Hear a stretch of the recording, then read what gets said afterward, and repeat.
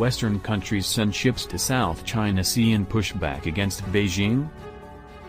Leaders as far away as Canada and Western Europe are sending Navy ships to the contested South China Sea this year as pushback against Beijing, which they feel has gone too far and begun alarming their citizens, analysts in the region say. French Defense Minister Florence Parly said in early February that France had dispatched an attack submarine to the sea this month. A British defense official said last month the U.S.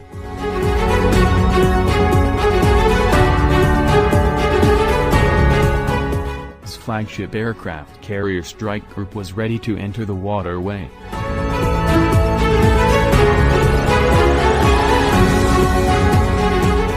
A Royal Canadian Navy warship sailed near the sea in January with a passage through the Taiwan Strait on its way to join exercises nearby with Australian, Japanese and U.S. navies. These Western countries claim no sovereignty over the 3.5 million square kilometer sea, which lies more than a continent away from their own territorial waters. But they want to support the United States in resisting unilateral expansion by China, which has sparred with former European colonies and alarmed people in Western countries, scholars say.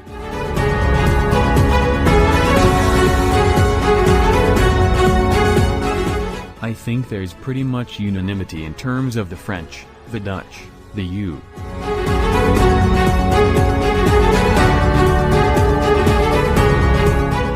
and other countries that what we're seeing from China is an attempt to revise the order so that power, not a rules-based approach to the region, is the way the region will be governed or managed going forward, said Stephen Nagy, Senior Associate Professor of Politics and International Studies at International Christian University in Tokyo.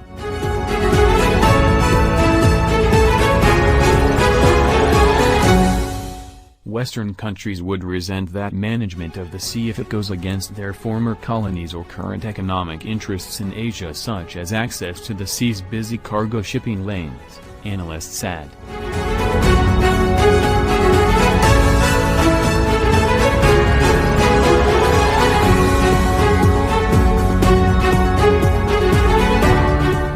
For example, is bound by its 1971 five-power defense arrangements to help defend former protectorate Malaysia. Malaysia disputes part of the Chinese claim to about 90% of the South China Sea. The sea stretches from Hong Kong south to the island of Borneo.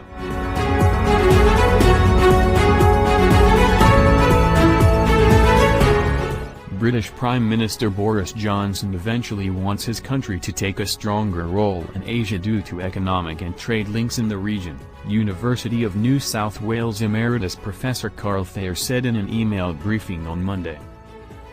Former French colony Vietnam contests China's maritime claim, including the sea's Paracel Islands. China controls the Paracel chain today. France still maintains cultural and economic ties with its former Southeast Asian colonies, Nagy said. A Chinese survey vessel entered into standoffs in April 2020 with Malaysia and Vietnam. All three countries drill aggressively for oil and value the sea's 11 billion barrels of oil and 190 trillion cubic feet of natural gas reserves estimated by the U.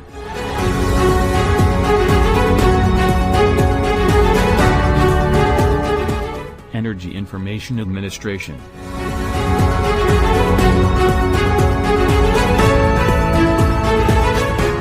French Armed Forces Minister Florence Parly tweeted on February 9 that the submarine made its voyage to enrich our knowledge of this area and affirmed that international law is the only rule that is valid, regardless of the sea where we sail. It further showed striking proof of the capacity of our French Navy to deploy far away and for a long time in connection with our Australian, American and Japanese strategic partners, she said.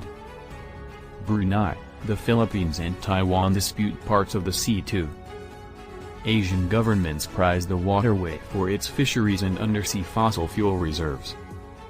China has taken a lead in the dispute over the past decade by landfilling some of the tiny islets for military infrastructure.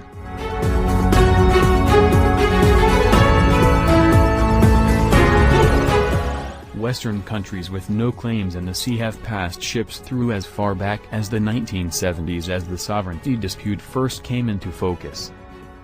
China cites historic usage records to back its activity in the sea despite a 2016 World Arbitration Court ruling that negated a legal basis for its claims.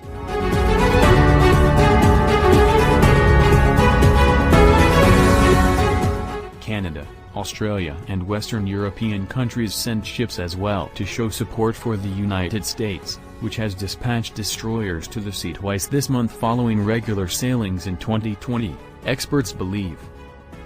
In France's case, they just might have notified the EU.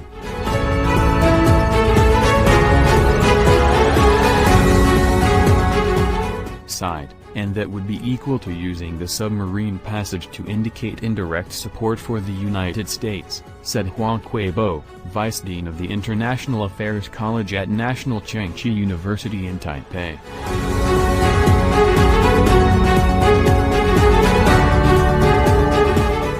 Citizens of countries far from Asia would support their missions in the Asian Sea because they began paying more attention last year to China as the source of COVID-19, Nagy said.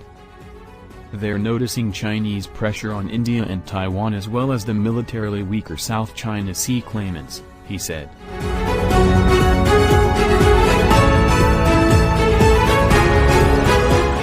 Western leaders hope to create leverage against China, said Alan Chong, associate professor at the S. Rajaratnam School of International Studies in Singapore. One way of reading leverage is to ensure that Beijing takes European values and principles of sustaining free and open transit through international waters seriously, Chong said.